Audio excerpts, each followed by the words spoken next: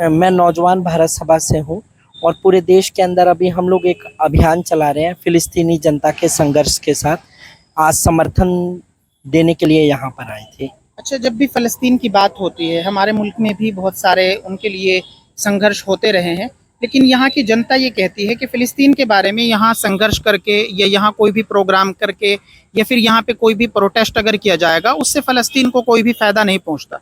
देखिए, दो नज़रिए हैं इसमें। आपकी एक बात सही है, ज़ाहिर तौर पे हज़ारों किलोमीटर दूरी है फिलिस्तीन की यहाँ से, तो एक कोई सीधे तौर पे वहाँ पर क्या फ़ायदा होगा, लेकिन ये है आज के समय में एक पूरा परसेप्शन बनाना होता है। किसी भी चीज़ को लेके एक नैरेटिव तैयार करते हैं।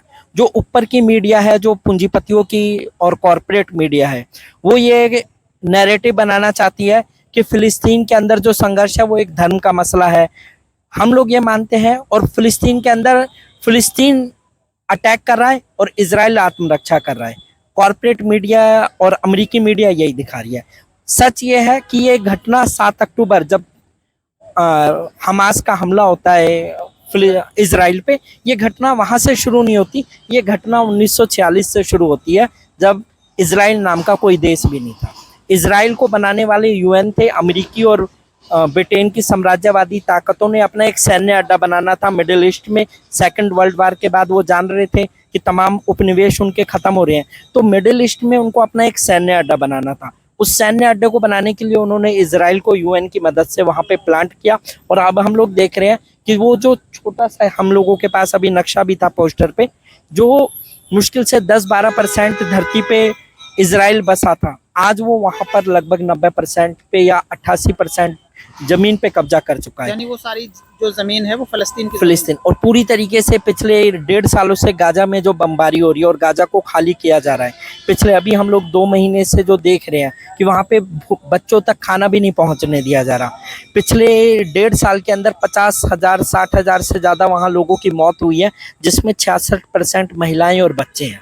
वहाँ पे अभी यूएन की 1 हफ्ते पहले की रिपोर्ट है कि अगर वहाँ पे खाना नहीं पहुँचा तो 14,000 बच्चे मर जाएंगे अगले 2 हफ्तों में। तो ये जो पूरा कत्लेआम हो रहा है, इस कत्लेआम के खिलाफ आवाज़ उठाना, हम लोग मानते हैं, हम लोग कहीं के भी हों, हम लोगों के लिए ये ज़रूरी है। ये इंसानियत का फ़र्ज़ है, ये इंसानियत का एक कहा जाए कर्तव्य है कि वो आवाज़ उठाए।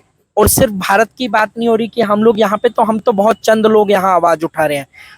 ऑस्ट्रेलिया के अंदर हर इतवार के दिन सिडनी, मेलबर्न, वहाँ के शहरों में 10-10 हज़ार लोग सड़कों पे उतर रहे हैं फिलिस्तीन के लिए। वो तो और ज़्यादा दूर है। ब्रिटेन के अंदर, यूके के अंदर, फ्रांस में, कनाडा में, इटली में, हर जगह पे लोग फिलिस्तीनी जनता के साथ संघर्ष में अपना समर्थन जाहिर कर रहे हैं। उनका यही मानना है साफ तौर पे, क्योंकि ये बहुत पुरानी कोई ऐतिहासिक ऐसी घटना नहीं है, ये पिछले 50-60 सालों का इतिहास है और ये अन्याय है। तो हम लोगों का साफ तौर पे मानना है कि फिलिस्तीनी जनता का जो संघर्ष है उसका हम लोग समर्थन करते हैं। फिलिस्तीन में आज जो पूरा कत्लेआम है ये तुरंत बंद होना चाहिए। इसके लिए हमें भारत के अंदर जो दबाव बनाना चाहिए वो मोदी सरकार पे दबाव बनाना चाहिए, क्योंकि आप और हम लोग जानते हैं इजरायली सरकार और मोदी सरकार का आपसी बहुत गठजोड़ है। भारत की जनता को दबाने के लिए इजराइल का जो पूरा खुफिया तंत्र है मोसाद, उसकी पूरी मदद भारत सरकार लेती है।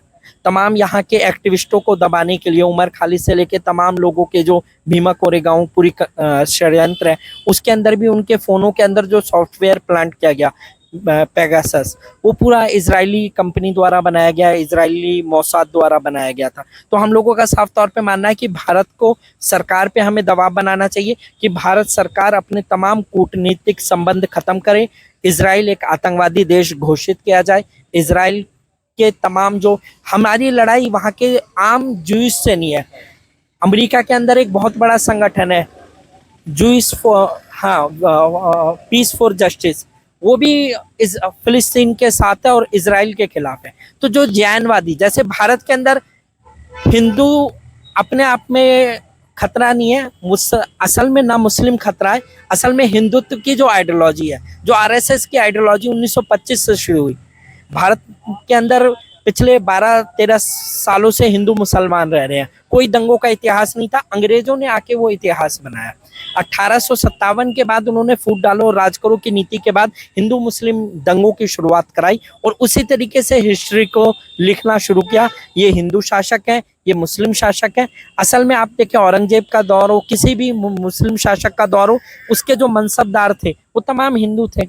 और इसी तरीके से अगर आप देखें तो महाराणा प्रताप जब अकबर के खिलाफ लड़ रहे हैं तो महाराणा प्रताप तो आए भी नहीं, उनकी तरफ से हाकिम खां जो मेवाती थे वो लड़ने के लिए आए थे। तो असल में लड़ाई तो धर्म की है ही नहीं, धर्म की लड़ाई को बनाया जाता है ताकि लोगों को आपस में बांटा जा सके।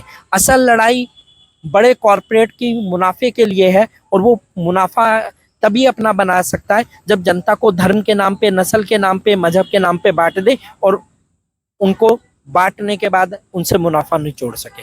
तो हमारी ये समर्थन इसलिए है कि आज फिलिस्तीनी जनता का समर्थन करना चाहिए और ये हर हिंदुस्तानी का, हर नागरिक का ये कर्तव्य होना चाहिए कि जो इतने बच्चे भूख से मर रहे हैं, ये सिर्फ बम से नहीं मर रहे, भूख से भी मर रहे हैं, उन बच्चों को बचाने के लिए हम लोगों को अपनी आवाज़ उठानी चाहिए।